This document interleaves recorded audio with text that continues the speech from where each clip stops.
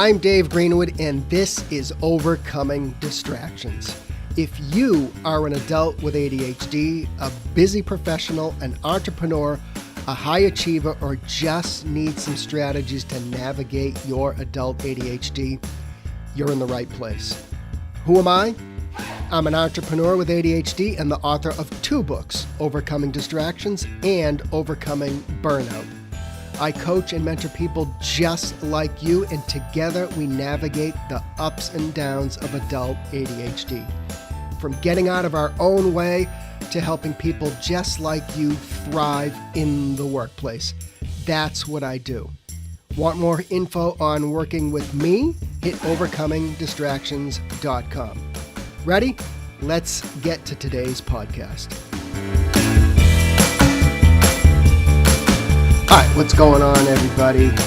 It's Dave, as you know, if you've actually listened to me for any length of time, you know it's me. It's Dave, and I am the author of Overcoming Distractions, the book, and Overcoming Burnout. And if you are that busy person with ADHD, you're the demanding career, all that stuff going on in life, then you're in the right place. So, and as I say almost every week, we don't talk about kids, we don't talk about teenagers or college.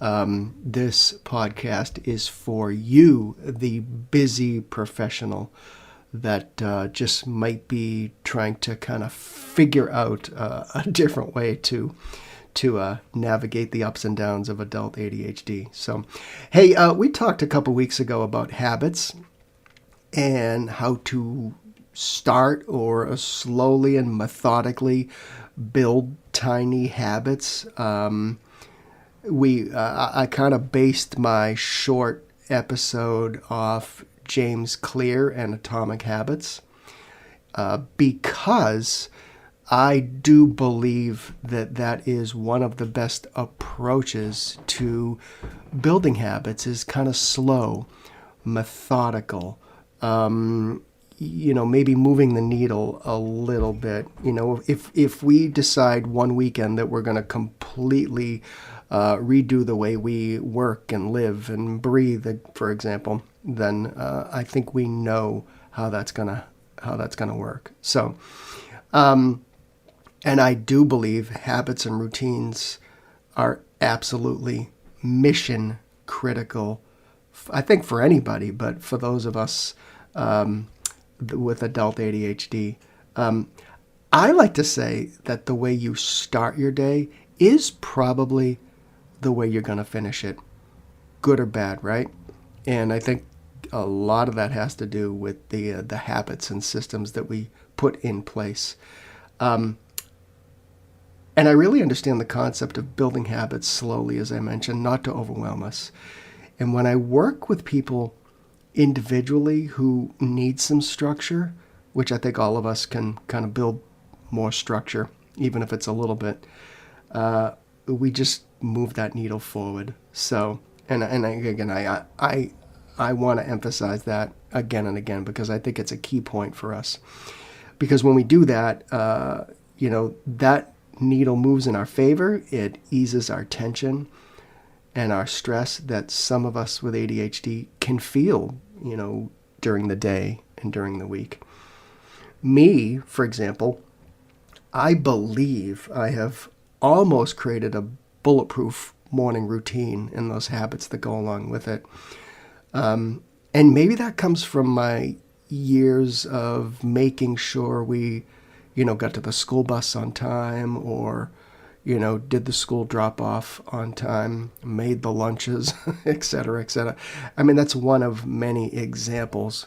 But again, I think that when we can, again, there's a million examples of this, but one of the things is like how, what are the habits you create to like get your day off to the right start and have some kind of agency and control over that. So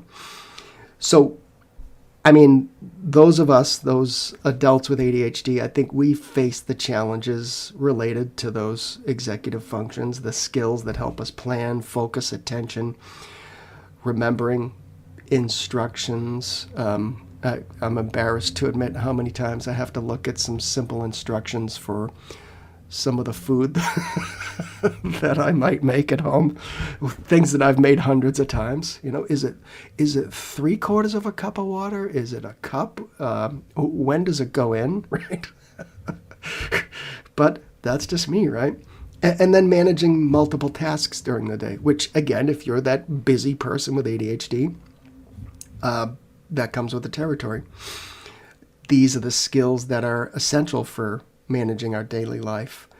And I think when we are challenged with this, it leads to disorganization, missed deadlines, our poor time management, and in many cases, chronic stress. It's a loss of energy for many of us. And when we're spent, I know a lot of you can relate to this, is we just go home and we doom scroll, right? So it's something I hear over and over again from many of you. So building those intentional habits, I believe, serves as a strategy. It creates that external structure to support the things that are going on, like inside of us. So I want to break down the main reasons why good habits are so essential. But I just want to mention one thing before. Habits, structure, routine, they're mission critical, as I said.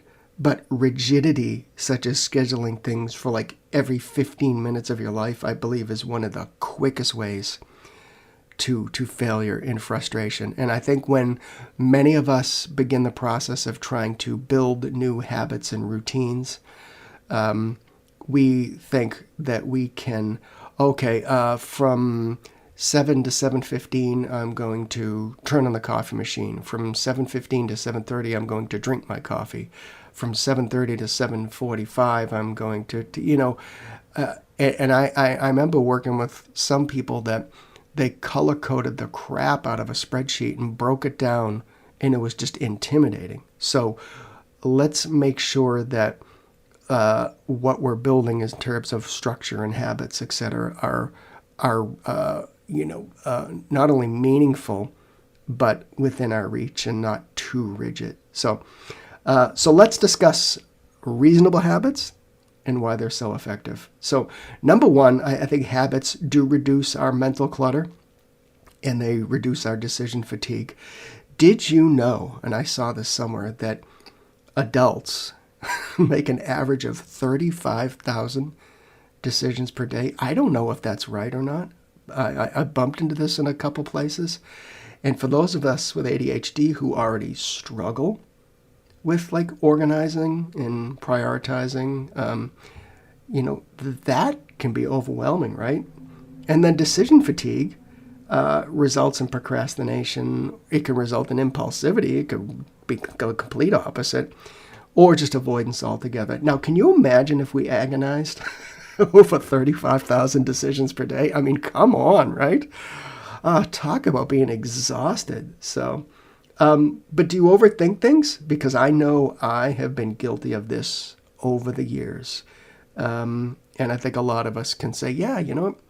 I am an overthinker. So, more research has indicated that, we exhibit greater difficulty in that decision making and that kind of, self-regulation under the stress. And we do benefit from the routines and the habits that can kind of maybe ease those moment-to-moment decisions. So the impact of habits, good habits, meaningful habits, it means we can automate maybe some of our common decisions, like when we eat, what to wear, how do we start the workday, right? Those types of things. Putting things in a place that create a habit for you in the morning, so you're not running around looking for stuff, like the age-old excuse of the car keys, right? So, and it conserves your mental energy for the rest of the day, right? Practical habits help us get shit done, okay? They help lower the tension and stress that we experience regularly. Next, I think habits provide a predictable structure to maybe compensate for our executive functions that may be already at a challenge or deficit, right? So, working memory, the task initiation, the planning, those are some of those that can have, we can have a little bit of problem when we have ADHD. I think those habits serve as that external scaffolding, if you will, right, to maybe replace the internal systems that in many of us are unreliable. I mean, we need systems, full stop, and we need good habits. If any of you have spent any time kind of digging into ADHD, you've probably heard, Dr. Russell Barkley. He's one of the leading ADHD researchers of our time. But one of his big things is external structure. It's the schedules, it's the reminders, it's those visible cues. And those improve our functioning when we're an adult with ADHD. And I like to say, I'll dumb it down, is things need to be in our face, okay? And that's a habit. I don't care if it's, your morning list on a Sharpie, pasted, whatever, taped to the wall somewhere where you can't avoid it, whatever it is, all right? We need external structure and reminders.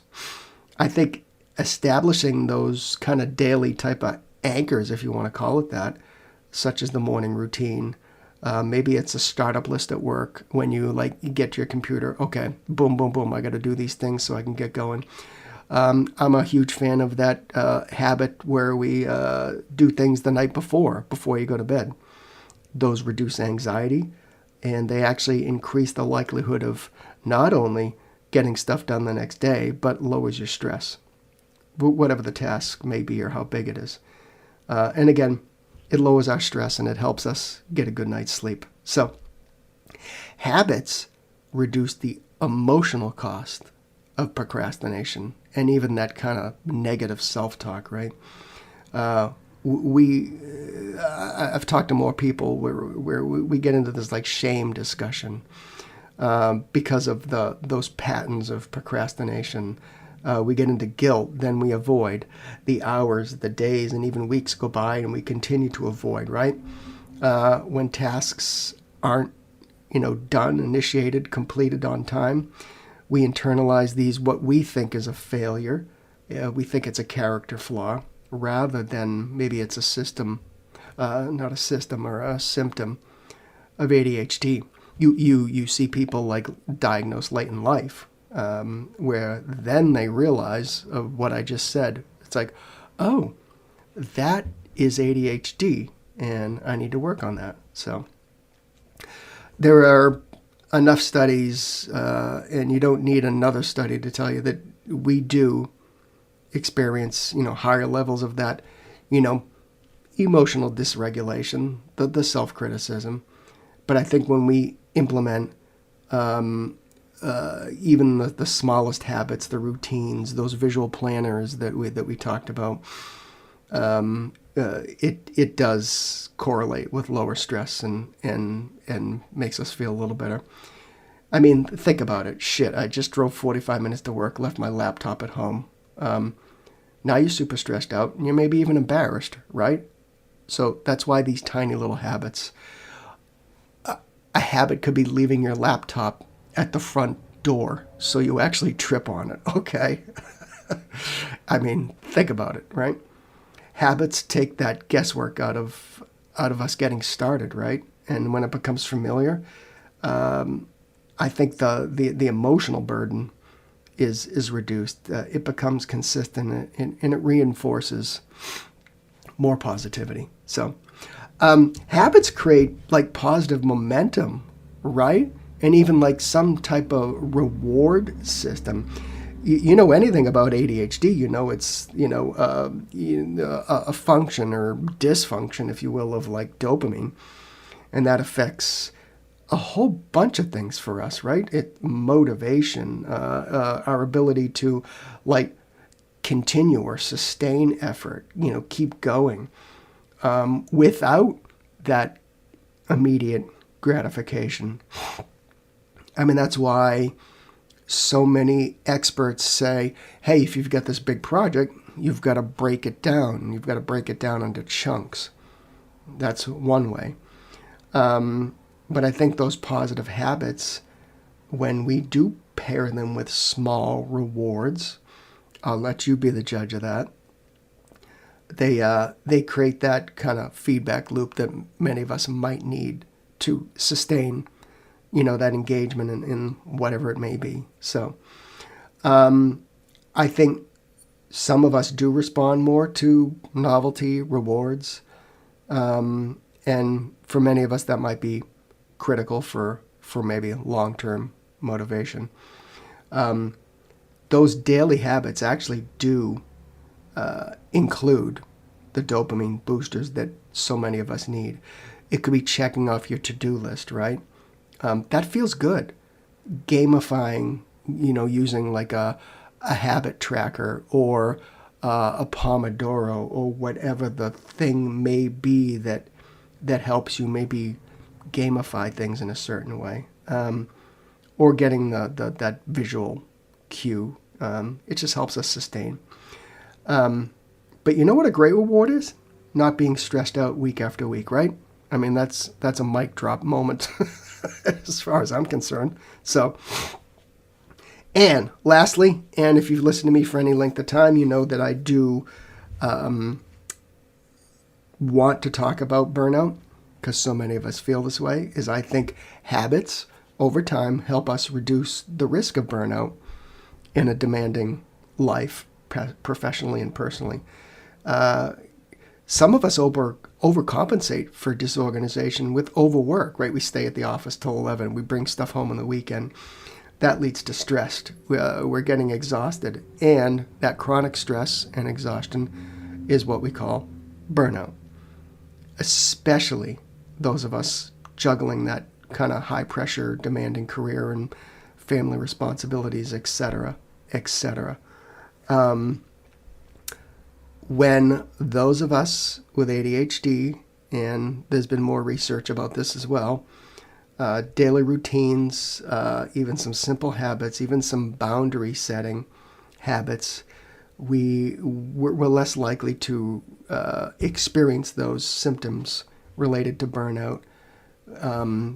In reverse, those that have inconsistent habits and routines and no systems in place, we're heading down the burnout road. So, but let's be clear about one thing. It's not just workload. I mean, if you work 8 to 5 and you're just constantly stressed out and that's your mode of operation at this point, right? You're going to burn out. Maybe you are getting your work done, but you're just doing it in a constant state of stress. I don't know if that resonates with any of you. So regular habits, I think, act like let's call it a shock absorber, right? They create breathing room. They reduce chaos. They protect against maybe even a reactive mode that often leads to burnout. I always say to people that the more you control your day, the more you have agency over your days and your weeks and your work and etc., is going to reduce your risk of burnout. When we operate in response mode, day after day, after week, after month, etc., then that's going to lead to burnout. All right. I hope I've reinforced that you do need to start building even the smallest of habits to move the needle in your favor, to lower your stress, to get things done. Enjoy your weeks. Be fulfilled. Go back a few episodes. Look for my super short episode on how I relate atomic habits and ADHD. And if you feel like you can't go it alone and you need somebody by your side to help you kind of problem solve and think these things through, you need somebody to work with, I'd like that opportunity. Just hit my website, overcomingdistractions.com, hit that 15-minute button, and let's see if it's a good idea for us to work together. All right, see you next time.